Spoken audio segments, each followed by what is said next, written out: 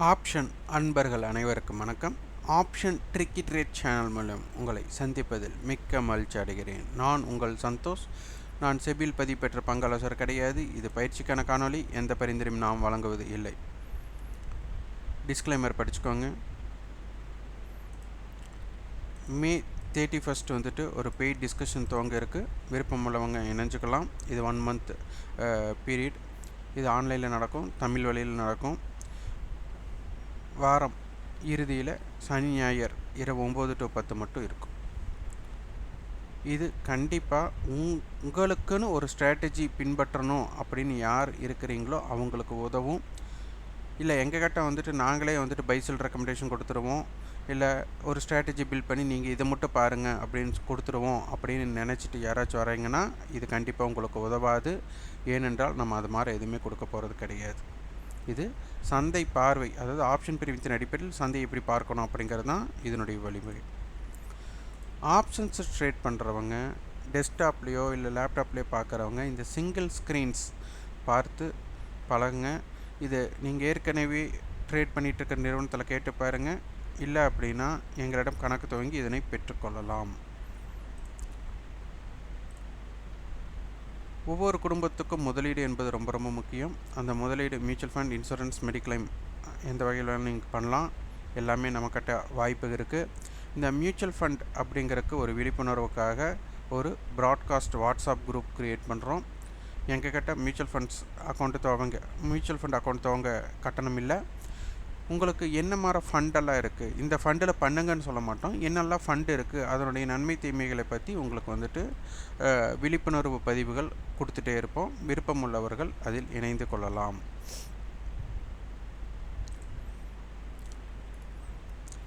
இது ஃபியூச்சர்ஸோட லெவல்ஸ். 24,650 ஒரு பேஸ்டாக நம்ம எடுத்துக்கிறோம். அதில் 24,600 to 24,700 அப்படிங்கிறது ஒரு பேஸ்டு, ஒரு எந்த பக்கமும் ஒரு வாய்ப்பு இல்லாத இடமாக இது இருக்கும். அப்போ இதனை கடக்கும்போது தான் ஏதாச்சும் ஒரு வழிவகை க்ரியேட் பண்ணணும். அதில் வந்து நம்மளுக்கு 24,700 ஒரு இம்பேக்ட், 24,770 ஒரு தடுப்பாக போயிருக்கும். 24,600 24,525 ஒரு பேஸ்டாக இருக்கும். இதை வந்து ஃபியூச்சர்ஸ் லெவல்ஸாக பாருங்கள். எப்போவுமே வந்துட்டு இன்சைடு அப்படிங்கிற இடத்துல, அதாவது பிஃபோர் டே என்ன மூமெண்ட் ஆச்சோ அதற்கு இன்சைடுக்குள்ளே இருக்கிற வர மார்க்கெட் பிரேக் அவுட் அப்படிங்கிற ஒரு ஸ்ட்ராட்டஜிக்குள்ளே வராது. அப்போது market yesterday high or low இன்பிட்வீனில் மார்க்கெட் ட்ரேட் ஆகிறாங்க அப்படின்னா நீங்கள் ரொம்ப ஜாக்கிரதையாக இருக்கணும். இது வந்துட்டு ஒரு அப்ரிசியேஷன் அப்படிங்கிற இடத்துல இருக்காது, ஒரு டிகே அப்படிங்கிற மூடு தான் இருக்கும். அதே சமயத்தில் நமக்கு இந்த ஏடிஎம் மீட்டிங் பாயிண்ட் அப்படிங்கிறது ஒரு பெஸ்ட் இண்டிகேட்டர். இது வந்து டிகே மோடில் இருக்காங்களா அல்லது அப்ரிசியேஷன் மோடில் இருக்காங்களா அப்படிங்கிறத பார்க்கணும். அப்போ டிகே மோடில் இருக்கிறாங்க, மார்க்கெட்டில் வேல்யூம் ஜென்ரேட் ஆகுது, அதே மாதிரி வந்துட்டு மார்க்கெட் ஒரே இடத்துல இருக்காங்க அப்படின்னா அது வந்து டிகேவுக்கு உண்டான வாய்ப்பாக இருக்கும். அப்போ டிகேவே ஆனாலும் market yesterday high or yesterday லோவுக்கு கீழே இருக்கிறாங்க அப்படின்னா அதற்கு தகுந்த ஒரு தாக்கம் ஏற்படும். அப்போ அதனால் இதனை முதல்ல நம்ம புரிஞ்சுக்கணும். அதே மாதிரி என்ன வகையில் ஓப்பன் கொடுக்குறாங்க அப்படிங்கிறத பாருங்கள். ஃப்ளாட் ஓப்பன் கொடுக்குறாங்களா இல்லை பாசிட்டிவ் ஆர் நெகட்டிவ் ஓப்பன், அதாவது மார்க்கெட் ப்ரீவியஸ் க்ளோஸிலிருந்து +50 ஆர் -50க்குள்ளே ஓப்பன் இருக்காங்களா அப்படிங்கிறது ஒரு ஃப்ளாட் ஓப்பனிங்குள்ளே வரும். இதை கடந்து எஸ்டர்டே ஹை எஸ்டர்டே லோ இந்த இன்பிட்வீன்குள்ளே ஓப்பன் கொடுக்குறாங்களா அப்படிங்கிறது பாருங்கள். இல்லை எஸ்டர்டே ஹைக்கு மேலே ஓப்பன் கொடுத்தா அதுக்கு பேர் வந்து கேப் அப். எஸ்டர்டே லோவுக்கு கீழே ஓப்பன் ஆகுது அப்படின்னா கேப் டவுன். அப்போ இந்த 5 வகை ஓப்பனில் என்னென்ன ஓப்பனுக்கு ஒரு தாக்கம் கொடுத்துருக்காங்க அப்படிங்கிறத பார்க்கணும். நேற்று பார்த்திங்கன்னா சந்தை வந்துட்டு நமக்கு ஒரு இன்சைடு ஓப்பன், அதாவது எஸ்டர்டே லோவுக்கு மேலே தான் ஓப்பன் பண்ணியிருக்காங்க. அப்போ இதுக்கு பேர் வந்து நெகட்டிவ் ஓப்பன். நெகட்டிவ் ஓப்பன் நடந்துட்டு அந்த எஸ்டர்டே லோவுக்கு கீழே சஸ்டெயின் ஆனதுனால அதனுடைய தாக்கம் என்ன அப்படிங்கிறத நம்ம புரிஞ்சுக்கணும். ஆனால் ஃப்ளாட் ஓப்பன் அப்படிங்கிறக்கு வந்துட்டு பார்த்திங்கன்னா மார்க்கெட்டை வந்துட்டு மிகப்பெரிய தாக்கத்தை ஏற்படுத்தக்கூடிய வாய்ப்புகள் 50-50. ஃப்ளாட் ஓப்பனுக்கு டிகேக்கும் வாய்ப்பு இருக்குது. இந்த ஃப்ளாட் ஓப்பனில் ஓப்பன் லோ அல்லது ஓப்பன் ஹை அந்த மாதிரி கொடுத்துட்டாங்கன்னா ரேஞ்ச் பெருசாக கொண்டு போகக்கூடிய வாய்ப்புகள் அதிகமாக இருக்குது. அப்போ இதை வந்து நீங்கள் பிரித்து வச்சு பார்க்கணும், சந்தையில் என்னெல்லாம் தாக்கம் இருக்குது ஓப்பன் பேஸில் அப்படின்ட்டு.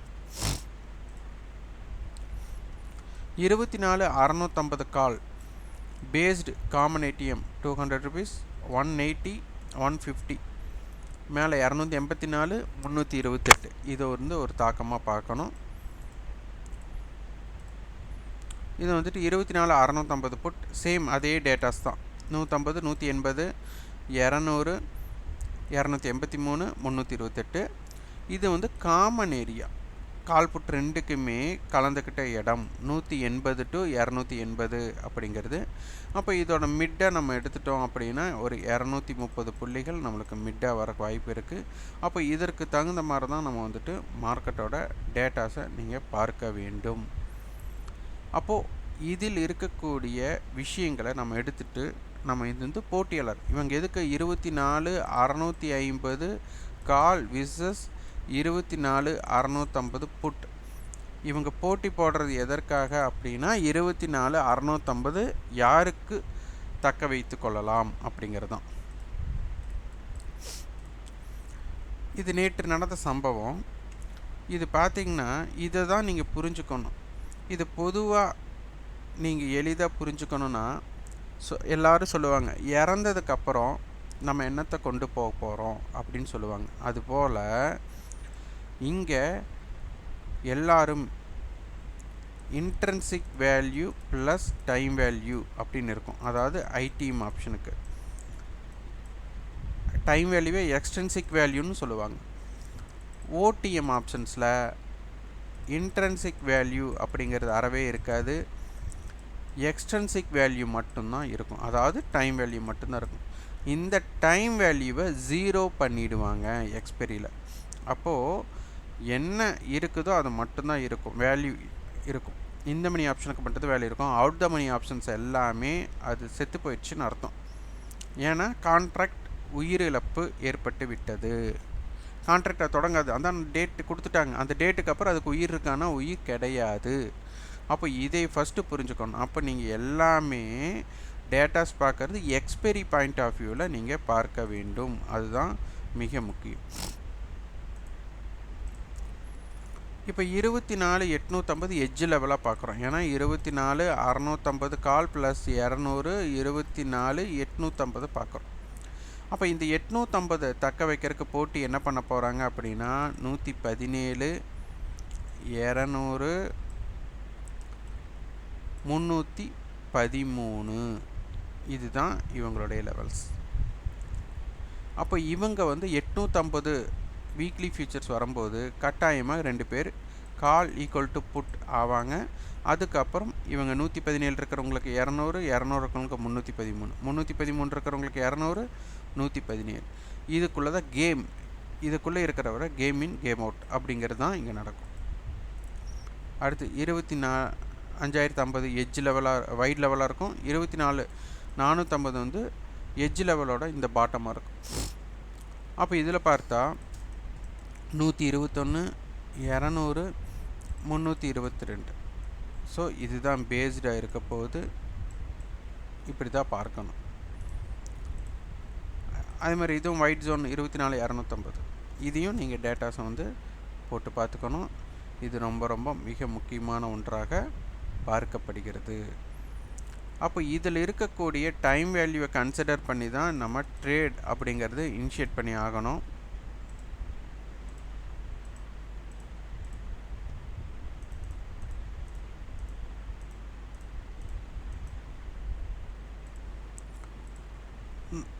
நமக்கு பார்த்திங்கன்னா இப்போ 24,653 அப்படிங்கிறது ஃபியூச்சர்ஸ் லெவலாக இருக்குது. வீக்லி ஃபியூச்சர்ஸ் லெவல், இது மந்த்லி ஃபியூச்சர்ஸ் லெவல். 29ங்கிறது மந்த்லி ஃபியூச்சர்ஸ்.